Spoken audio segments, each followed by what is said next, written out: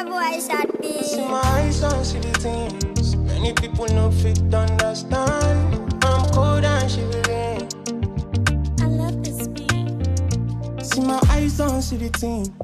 Many people no fit understand. Obviously, I'm weird, yeah. I'm a weird thinker. My mind's just in different dimensions every day. But I like that because it's get me always on my toes, whatever. Have you ever thought about the way the world... Obviously, we've grown up in the UK, yeah. Have you ever thought about the way the world is shaped according to us? So, like, for example, obviously... You know, if you're into your geography and you talk about tectonic plates shifting and all of them things, that's the only thing I like for geography. Yeah, countries have obviously over time shifted apart in it. Yeah. But they do say that what we see on the maps, like Atlas, on the textbooks or whatever, isn't an accurate depiction of what's actually real, like what it actually looks like, innit? So, and if you think about it, it's kind of true. I know they got like satellites and I know they got like drones and technology that can kind of measure lands and gaps and da-da-da-da. But the ocean's fat. And countries are fat. Like there's no way a brother's gone from one end to that side all the way to the other side and be like, oh yeah, this is 10 meters. Do you remember those things in school, the meter stick? Yeah, used the to roller roll stick, it, yeah, and they go tick, tick, tick, tick. Yeah, still got them. Someone's still going around the schools. That's what I'm saying. Around the world, That's what I'm saying. countries. So obviously, like I said, like they got drones and that, they got equipment, but it's like it can't be what we're seeing. That can't be the case because no one's been to every corner of the planet. I saw something the other day online. It was the piece was talking about satellites and if they're real or not. Because he took the satellites up. How come they're just staying up there like so? And we only hear what they want us to hear and see what they want us to see. Like the whole debunking the landing on the moon situation. Because enough people, more and more people are saying it was fake now. Because no one's ever gone back. What was the purpose of it? Rare. Some say it was for funding, just to channel money into whatever enterprise they've got going on. The other thing to say is, as you've mentioned before, we are probably living in a simulation. If you think about that film, The Truman Show, there could be a dome over where we're living. I was on the plane the other day and we were talking about it. How do we know that we're actually moving on a plane? You're just getting in a plane, going up, then they're like... We don't even know if we're going up. They're like, no, you're going up, but you're coming back. You're just going up and you come back down. Or they'll do a lap and they'll be like, change production, change the lights, change the sky, then make them land, then all of a sudden they're in Jamaica. Like, that's what they're saying. Lights go out, blinds go down. Straight, seatbelts on, make sure you're not allowed to put your blinds up when we're taking off because they're changing the scene. What's it called? I forgot what it's called. Set change. Changing the set. But anyway, yeah. So where I was going before is we're in the UK. Now, growing up, I feel like it's always been part of, let's just call them the 1%, to make us not want to go back home, even though they want us to go home. Yeah, I feel like they've made it so almost impossible, but at the same time, it's like, we don't want you here anyway, kind of thing. To the black and ethnic minority people, whatever. Majority. Yeah. So, to give it more context, like for example, it starts off with the adverts on TV. Yeah. You see Africa on TV, you see the flies doing all of that stuff, starving baby. Then you feel like, the charity work and all of that. Already in your mind, you're thinking, well, I ain't going there then, because all that's there is starving kids and famine and flies and that. And just dirt, like they're just in like some unknown land, mud. So already you're put off going there. Cool. Second thing now, geographically, how the UK is placed is so far away from Africa. Just use Africa for this example. Even Jamaica, where the UK is placed is so far away to go there. One, you're thinking, that's too time consuming. Ain't nobody got time for that. You get? I got that beat. I got bronchitis. Yeah. Anybody got time for that? Separately, the cost that comes with that is mad. To go Jamaica, 2 bags. To go Africa, 2 bags. plus visa fees, plus this, plus that, blah, blah, blah, blah. So already that's 3 deterrents that are basically saying, yeah, we don't want to go there. On top of that, in these countries, they've been droughted so much in terms of all the resources are gone. All the natural equipment or whatever that's there is not there anymore. It's all being used. They've been abused and bullied out of it and given it to like the West or whatever. So it's almost like when you go there, it's starting from scratch.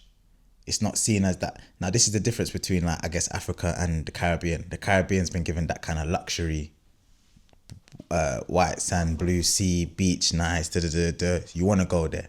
But all you're getting is that. Africa didn't really get that in, like, the media. So let's keep it back to Africa now. So now it's a thing where... It's on Piper's Christmas. It's a thing where you're going to grow up not wanting to go there. Now you flip it, Europe, according back to the UK, yeah? Europe is right next door. We used to be brethren. We did the whole Brexit thing or whatever, but it's still right next door. On top of that, what you see from Europe is, it's like the UK, just hotter. And we've got a few beaches and rare. You go Spain, you go Tenerife, you go wherever them places are. Then you go cost-wise, EasyJet doing a nice little deal, lastminute.com doing a nice little deal. 2 bills can get you there for a 3-night stay, and you get a breakfast included. And I'm thinking, bro, like, all I got is 2 bills. We're doing that. On top of that, the flight time to go there, a couple hours. So you're saving time, you're saving money. What is that doing now for the European economy? It's booming it. It's reinvesting back into it, and it's boosting it even more. Hence now why Europe is one of those places that's been able to bust down itself, as opposed to Africa being stuck in those third world labeled categories or whatever you want to call it, similar to like the Caribbean, like places. So yeah, I know, I was just thinking about it the other day, just thinking it's mad, like people don't really, I think that plays a big part in why people don't really want to go back home, and why people don't really know themselves and their roots, like where they come from.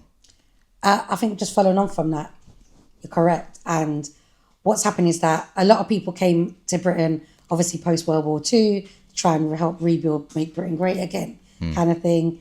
Under false pretenses, really, because it was just another form of slavery, in essence, indentured slaves, whatever. But then what started to happen was that whole concept of the UK, particularly looking at England being the motherland, being the crown, in essence, being the better place of being than back home where money's low, you have to have a fruit stall on the side of the road, you're living in corrugated iron shack. This is back in the day, like when my mum was probably growing up, my parents, or even when I was younger, my family back home in Mauritius living like that. Here was seen to be better education, better work prospect, better money rate, all those things. So then people are flying over to make a better life here, because as Trevor Noah once said on his stand-up, Great Britain was the one that went and told the world that they were great. So why wouldn't people want to come here? So, and then you've got more generations being birthed here now. The tide changes, isn't it? People back home are dying. They're older, whatever. Properties are either being sold or handed down to the next person that's there, or the person that stayed there, like a neighbour or whatever, looking after the property or whatever they get. And then you lose touch with back home. On top of all these negative images you're having. Because a lot of people of my generation before wouldn't want to travel back home because I had like a negative view of it, which I never understood. Maybe because I knew Mauritius to be just a lovely place, a beautiful place, and like easy to be there.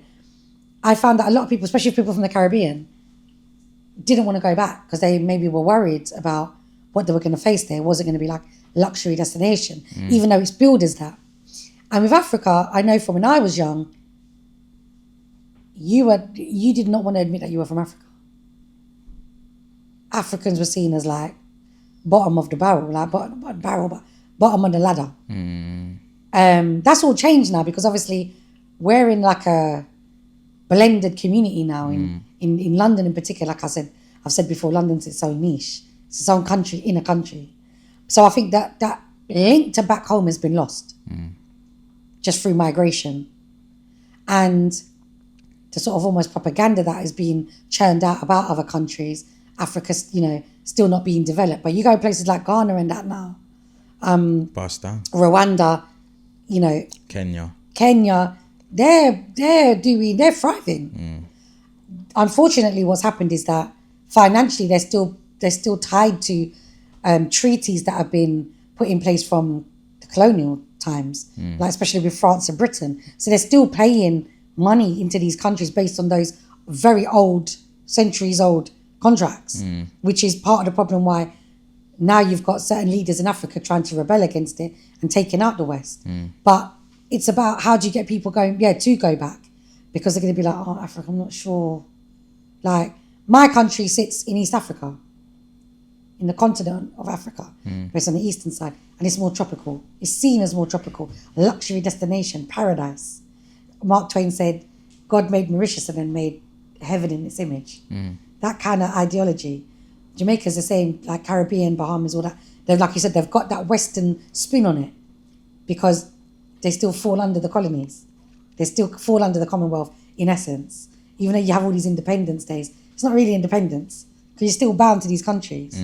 So I think roots-wise, it benefits the system to break our roots. So then we're stuck here and we're on the hamster wheel here in the rat race. And we don't have any allegiances to anywhere else. Some countries will say to you, you can't have dual citizenship. You can't have dual nationality. You have to give up one. Yeah. Because this world has become like, it's them and us. It's us or them. So you have to pick a side. And I feel that here now, our youth now, they're assimilated into Britain. They're British. They see themselves as British. They don't see the migrant struggle. I think we've spoken about in another conversation.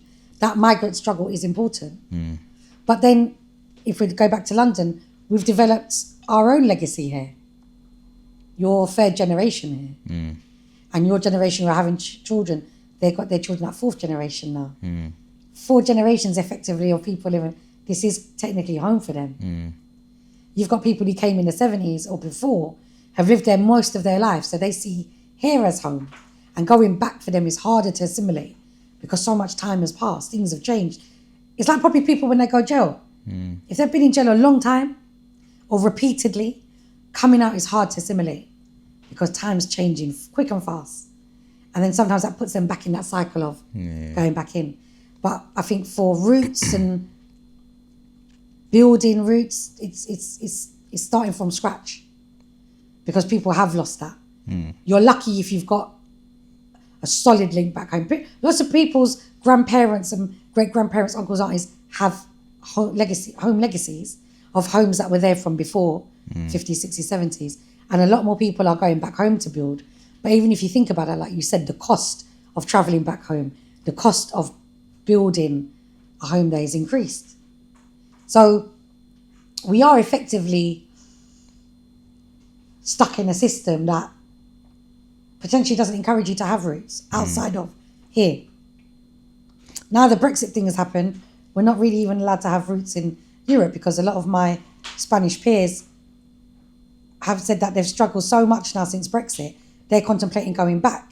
But the job opportunities there are not as robust as they might be here. Even though we think here is hard, which it is, I guess it's not as hard as maybe like America. If you look at America, it's a massive place, supposedly. More land of opportunity than here. You got more, probably why you got more millionaires there or whatever it is, entrepreneurs that are making it there. Because you've got more people, more opportunity, more, I don't know. But then it comes with things like more overt racism. Here, we've got covert racism. People not wanting to, well, they're starting to admit it now. Especially all this online stuff, people are brave, keyboard warriors. Then you've got like Nigel Farage, you've got Tommy Robinson, all those people that are galvanizing. Like you've got Trump over in America. So people are braver to say it, but in terms of roots, even they're lost because they probably don't even know their roots. And in America, I think you said it the other day, plenty of Americans, when you ask them where they're from, they'll say America. Yeah. They're not saying, oh, my parents are from Ghana. They don't even know where they're from. Like, they actually don't even know. Like, here, at least people can say, all right, cool, I'm quarter this, I'm half this, or they cling on to that. Americans just firmly believe they're just American, which I guess they're not wrong, but like, it's like, what's your heritage? Like, what's your background? Where's your family from? They don't know. Like, they actually don't know. And why is that important? To ground them and to remind them that you're from this place, you know, and the place you live in now took a lot from this place that you're from. So just bear that in mind, innit? Okay, cool. The place you're living in now has done a lot for you. Qualifications, lifestyle, giving you whatever you've wanted. But without the place that you're from, this place wouldn't be where absolutely. it is today. And that might be because of its natural resources. That might be because of the people that have moved to come and develop this place and whatnot. I said it to someone, I think I was chatting to. Who was I chatting to? I don't know.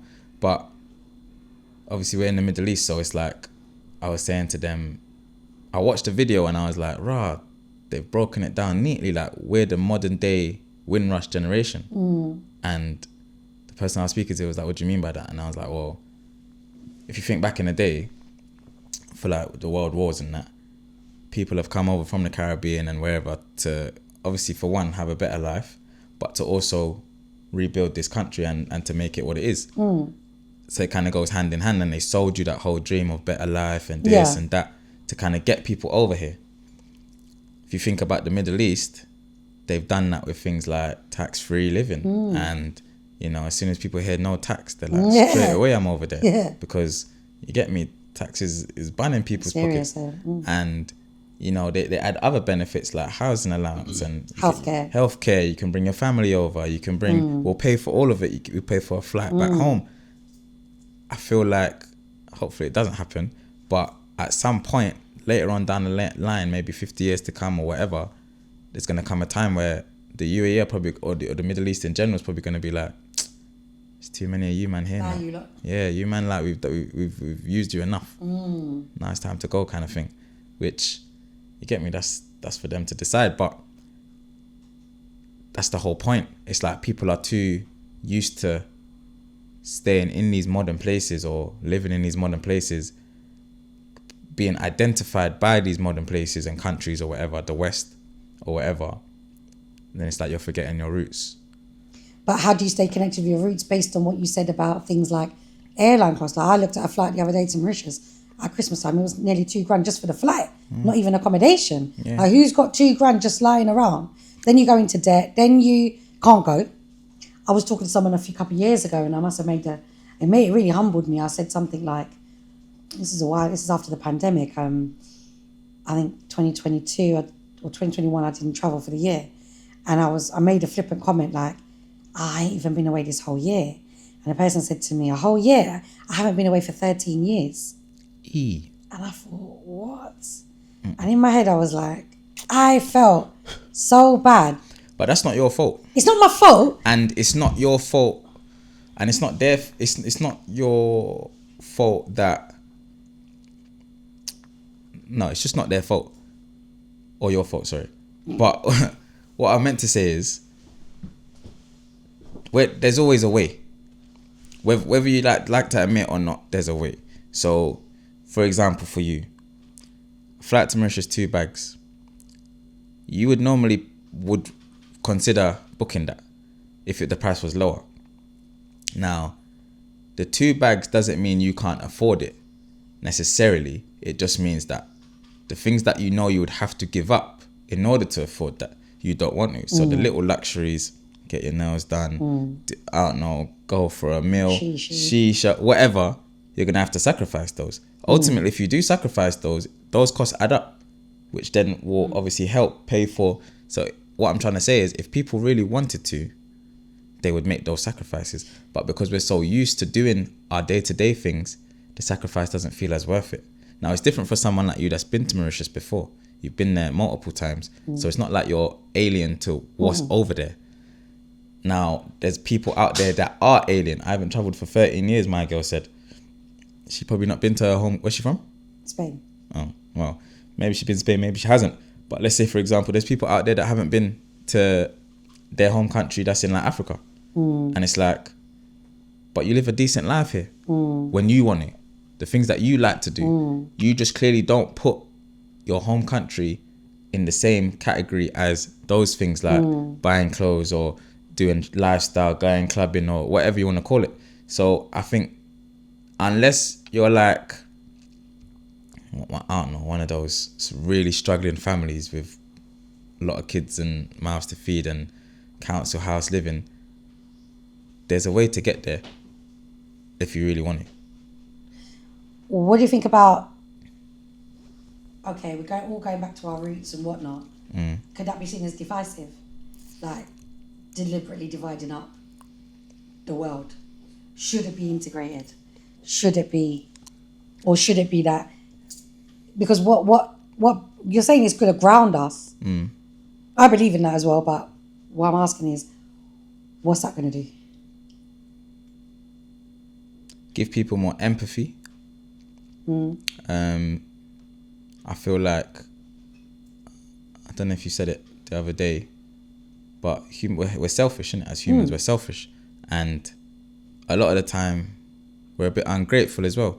So it's a thing where, to ground you, you need to realise, this is where I actually come from, my people, my tribe or whatever. Not to say you have to rescue everyone. Not to say that you have to move here and be the mayor here, the whatever here. But the whole point is, take into consideration the difference your circumstances could be in. And maybe that would change your character a little bit to then be able to give back. And it feeds into all the things we've spoken about over the weeks of filming, where it's like, you know, the game of life, giving back to where you come from, treating those people that weren't able to make it where you've made it equally, and putting them on, and cheat codes and all of these things to give back. All of these things, that's what it's going to do for you. And maybe even it does end up being a thing where it's like, rah, I don't even want to be in these places anymore. I want to go back home and I want to rebuild home and I want to, you get me? And then you gather the troops, rally the troops, whatever you want to call it, and get all your brethren involved in it. You build projects over there. And I think Lethal Bizzle, have you seen what he did the other day? Yeah. So I don't know when he posted that. Was it development? I don't remember how long ago it was. Maybe a year, maybe 2 years, maybe 5 years. But now it looks brazy. And it's like, right, my boy done it by himself. Like, we don't know. Like, he kept it quiet. Maybe he's got investors on board. Maybe he's got whatever. But ultimately, he's in touch with his roots. Let me ask you this question though. To an extent, I don't know if he's really in touch, but to do that, you would be in it. He's got a hand in it anyway. Put rates down. Making a difference. A few years ago, someone said to me, the UK is the first of the third world countries. So whereas before everyone used to think coming here was the dream, living the dream, streets paved with gold, I don't believe it's that anymore. Because I work with a lot of people that have come over for asylum, refugee, whatever status, and they're shocked at the conditions that we've got here. And they talk about their legacy back home, their professions, their lifestyle, and it's completely different. One of my cousins, maybe 15 years ago, came to England, and this is 15 years ago. He said he waited his whole life to come to England, came for a 4-week holiday, and I saw him 2 weeks into that holiday, and he said, I've been waiting my whole life, I think he was in his 40s at this time, to come to England. Now I can't wait to go back to Mauritius, because I cannot believe how you lot are living here. So, yeah, okay, we can go back and see that we could have had it different, because as we always say, in a messed up way it is, and even though there's oppression here, we're born with a British citizenship, which protects us somewhat. We're born with a free education that is still revered around the world, irrespective of to how much quality is in that. We speak the language fluently, okay? And we've got the freedoms and protection that Britain attract us. So in a sense, we're born into privilege. My parents weren't. Your grandparents weren't. But we've got that. Going back now, actually in some of those countries, they're probably doing better than us. Education definitely is way better than here. So going back to the roots, is it about building back, like you said, building home back up, using what we've got here, what the colonizers took, to go back home and build that back and stop feeding into this? Everyone should be able to function independently as a country because we've been divided up into countries. If you think about like Lord of the Rings, when they've got that Middle Earth map, and you're thinking about even they were. It's a fictitious thing, but maybe who knows that happened before. We were split up. We've always kind of been. The world's always kind of been split up. You've even had like what's my man that lives under in the water? Not Aquaman. I can't remember the name. Like I was gonna say something mad just then. Lives underwater. Yeah, A superhero. no, like the king of the underworld, the seaman. I can't remember his name. What's his name? Oh God, it's literally gone up my head. But anyway, let's think of Aquaman, yeah. Yeah. And if you think of like Jason and the Argonauts or Clash of the Titans. Yeah. There's a man that lives in the water. He runs. It's not Zeus. Oh, not Poseidon. Poseidon. I think it's Poseidon. Yeah. Something like that. Like you got those worlds. The world's always been split. In some way, shape, or form. The stories that we've been told from mythological characters, the world's always been split. Think about Troy, the Battle of Troy, 300 Sparta. There's always been those wars of people trying to take over from the takeover. So I think the human design is to take over and to create a one population by segregating people from their own population. But are we looking really, is the answer to go back to your own and rebuild and everyone just thrive in their own state of play? Because people say if people from the NHS, if the immigrants from the NHS left and went back home to their countries, there'd be no NHS. True. Look at the Prem. Anyone in the Prem from another country, if they went back home to their country, wherever that is in Europe or beyond the East, whatever, would the Prem be where it is now? I don't know, because back in the day there was a league. Was it called Prem League before?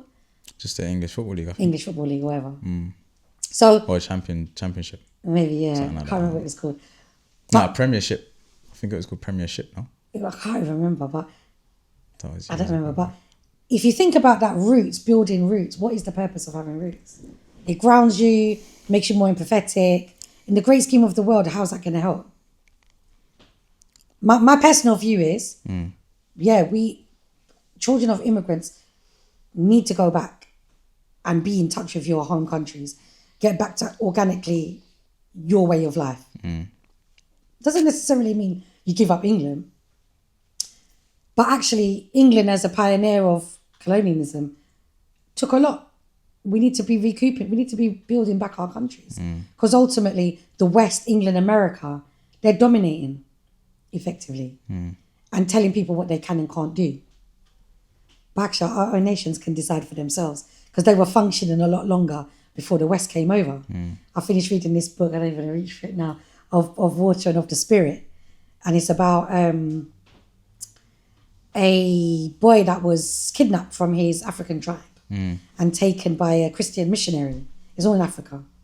And he spent 12 years, I think, with the missionaries and learned Christianity with a view that he was going to go out and become a pilgrim and spread the word of Christianity and spread the word of the West. But what happened was he experienced extreme torture during that time, mentally, physically, emotionally, with other children that were kidnapped as well. And then he escaped and somehow managed to find himself back to his tribe. When he got back to his tribe, Didn't recognize they him. didn't acknowledge him. They were like, you've been tainted. You come from the white man's land. You come from Christianity. We're tribal here. When you hear words like the occult or black magic or voodoo or juju or obia, we've been trained to understand those words as being evil and negative. Yeah. But they're not. They're tribal. From Asia, Africa, whatever, Caribbean, wherever, even Native America. And when you really check it, we kind of have been brainwashed to disengage from aspects of that. When Live Aid came out in the 80s, they did that whole concert, Bob Geldof. It was a good intention, raise money for starving children of Africa. But they were focusing on a small number of people because Africa it's a beautiful place. Somaliland is beautiful when you look at it. There are wars that are going on in these countries that create the divides, and they're usually funded and started by the West. But going back to your roots, we need to figure out why we're going back. For what purpose? Because people will holiday back in Mauritius, will holiday in Jamaica, but my heritage is not from Jamaica, part of yours is. what are we building back and for why? In order for what to happen? I feel like as a member of this society, being from those roots, it's almost like paying a debt back, like a give back, but like it's like a debt back. Like you said, there's no way in 2025 these places are still in these conditions when there's so much technology out there, so much resources out there that we've made and all of these mad things. So it's almost like you owe it to them, whether you'd understand it or not. But obviously you do need to understand it to do it freely and at your own will. But ultimately you should have that kind of, I guess, just almost like a natural feeling of wanting to. Like, cool, yeah, we go there on holiday, not really doing too much for the country on a whole, but we're boosting the economy a little bit. And obviously, cool, there's issues in government and whatever where we don't know where all of this money's going and whatnot. But every little helps at the end of the day. So what do you think about this? Like, if we, again, just focus back on London, our identity in London, because for me, again, London's a niche and we've got our own London identity. But when you talk to more and more young people, I don't know how it is amongst your friends, but they're very much like, they're literally thinking about London, England. They don't see an identity of anywhere else. And I guess... What, like from like their heritage? Yeah, or they feel like they belong here. And even in my generation, actually, I don't think a lot of thought is put into it. But this is all they know, innit? So when it's all you know, you're not really going to put your mind in a space where it's like, but hold on a minute, I'm from here and this and that. And again, it comes down to how much effort is put into that. So like, okay, going there is one thing, doing the research is another thing, reinvesting or giving back is another thing, staying there might be the final boss level, like, you know what I mean? So people are within their right to not know, but then also they still need to make it their business to know, because you need to know where you're from. But why, if it's not their business? If it's not needed? No, like, they're within their right not to know because they've not been educated or whatever, but you should at least inquire. Because why not? Surely people must sit there and think, like, where am I actually from? Look at America, like we said. People, I think when I was in secondary school, one of my friends told me, UK is always 20 years behind America. Something like that. Some statistic like that. And if somewhere like America, which is progressive apparently, the leader of the free world apparently, they don't even know they're not even questioning it. They don't want to question it. So doesn't that eradicates history really? Does it? Nah, because there's still people there questioning it. It's just not enough, and obviously America's a bigger space. So you just need more voices, and I guess more people that are willing to put themselves out there to educate people and to inform people of what they're actually missing out on, or not even missing out on, but like the information that they don't know about. Like people like Dr. Umar, as crazy as people think he is, he speaks some facts sometimes, like real skeng. So if it wasn't for people like him, I wouldn't know certain things. And it's like, raw, hold on a minute. And then you start questioning certain things. So ultimately, yeah. Identity-wise, I often say to young people, you need to know your identity. You've got your London, England identity, but you've also got maybe a cultural identity. You could be from Ireland, you could be from France, you could be from anywhere, but you need to get in touch with your heritage and your lineage. Again, if I'm thinking about why I tell them this, I do feel like it's important for that to happen so that there's not such an imbalance in the world as there is now. Because once you're building back these other countries, the hierarchy shifts. You're not relying or depending on one and few. Everyone collectively is working towards building up and everyone's self-sufficient and functioning. But if you've got the system that literally oppresses you, stops you from being able to afford it, stops you from even because in the curriculum, unless schools are putting, a variety of content in that curriculum, the national curriculum is just bog standard, straight. You're not learning anything you need to. You're not seeing one of the parents asked me the other day, or one of the coaches at school asked me the other day, what do I think about taking children out of school during term time? For like holidays and for holidays, because obviously it's so costly. And my thing is always on a legal standpoint, and someone that's an educator that's supposed to be upholding education law, I can't endorse that. However, on a personal level, I endorse it because I believe it's important for children to travel, see the world, to get empathy, see other places that they're not used to, see how people are living, better and worse than them. Back in the day, there used to be a lot of exchange students programs, but now I think it's just with the private schools they have that. State schools, we had it in secondary school. We went to France for a few days and stayed with the family, and then they were supposed to come here. My mum and dad said no. They could just about cope with us in the house. They weren't having anyone else. But those things are important to get to know people.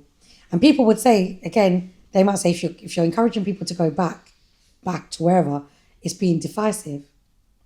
So I personally feel like it's important, wherever your roots are from, to get in tune with your roots. Those countries that have been oppressed, those countries that have been, their natural resources have been depleted, an effort needs to be made to go back and rebuild. Because we're funding this oppressive system. We're paying taxes every month, like half your salary, if not more. Before you've even paid your rent, is going on tax. Facts. And then your rent. If you deep it, imagine like, let's say, someone that's like, even someone that's at retiring age, what's that, 67, 66? Older now, yeah, well, 67, 72, 70. So if you take all of their tax contributions, that would be enough to do a lot of like beneficial things. For example, if they're from one of those third world countries or whatever, Developing countries, yeah. developing countries, and that's just one person. Yeah. And if you think about it, it's nothing for us because by that age, you don't even, well, even now, you don't even realize, you don't even see that money missing because it's getting taken out automatically. Yeah. You know what I mean? So, because like Mauritius, you live like a king. On the UK pension, you can go there and live all right. If you've got a little extra pensions as well, you're good. Tax is not great over there. I think it's like 5%. I think it was 3 at one point. I think it's 5% now, maybe. I could be wrong. But there are plenty of other countries like that. For example, back in the day, a lot of Mauritian people would want to come to England to study because it's revered. Then a lot of people want to go Ireland. A lot of people want to go France because you don't pay for uni there. Scotland, the same. Scotland, yeah. You're not paying for uni, you're paying for accommodation only. If you've got a relative there, your quid's in. Stay with your relation, get your thing. Middle East is the same. Everyone gets the opportunity to go and get a degree to boost, like self-development, but it boosts the country as well. Yeah. But actually in this system, we live in a classist system. So it serves their purpose to keep us oppressed, to keep the underclass, to keep the elite. And if you're in the middle, you're free for all. You got to try and make it if you can. But sometimes, no matter how hard you work here, you will always reach a glass ceiling. It could be your surname, it could be your look, it could be your postcode, it could be your accent, or the way you're speaking. Anything. There is a glass ceiling here. People will say this is a meritocratic society, that the harder you work, the more you will achieve. It doesn't work out like that. It doesn't. You know what I mean? Like, you put in the work, but you don't always get the fruits of your labour. And even if you do, you're taxed on it. So roots for me are important, very, very important. We need to have them so that ultimately we have an identity. Because I think as well, some people are lost without an identity. They don't know who they are. Don't know who your ancestors are. Don't know. They can't reconnect with their grandparents. I never grew with my grandparents, but I had my nan. And my nan was always, my nan's still here, alive. I always knew she was in Mauritius. You had your great-grandparent alive and you met, let alone your grandparents. Both. So you kind of well-rounded in that way. You ultimately know your identity culturally from two slightly different cultures. Whilst Mauritian culture and Caribbean culture are very aligned, there are differences.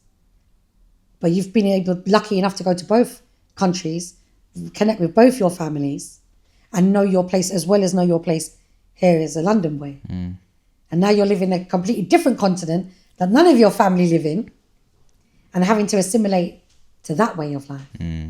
But not forget London, and yet not forget my roots. Your roots. It's complex, but necessary. Yeah, it's mad when you think about it like that. I just don't think that enough is put into it, as you said at the start. It serves the purpose here. Things like the curriculum, things like the media, books, you know, people, I know I read a lot and I'm always like getting aggy with it when I'm reading, but it's important to have the knowledge, to share the knowledge. Each one teach one. Dr. Umar, even Farrakhan back in the day, even to the day, like people will listen to the content and be Malcolm X and be like, it's creating a divide. But is it? Because there has been a divide. We didn't create the divide. Our countries did not create that divide. The West did. Like facts. The East, Caribbean, South America, whatever, haven't dominated anyone, haven't depleted their resources, haven't enslaved anyone. So we're kind of like losing our identity at the benefit of someone else. So why can't we be building back ours? 100%. But then you go back into, you know, complicated cases like two different cultures get together, have children. You're in a difficult situation. You might have people that are born in England, British parents, white English parents, have a different parent from another country, and then how do you get that child to identify their roots? It's like more hoops to climb through. You have to have opportunity to go there, as we said already. You have to be able to invest back then. Have somebody back there that can show you the ropes, because going to Mauritius, I've got people that can show, people that will be there, take you around in the car. Probably people in the Caribbean, Africa, the same. You went Ghana the other day. You know, you experience things that you're not used to you're not even used to in Mauritius. So you have to have a connection there. But I think it's also important for everyone around the world to visit other countries to get that empathy that you were talking about. It's no good me staying in my own country and getting empathy for my people and not having empathy for someone in Cyprus or someone in Thailand. Everyone needs the opportunity, but again, back to the system, who can afford to go? It's hard. It's dark times, man. Each one teach one, though. Each one teach one. Don't forget your roots.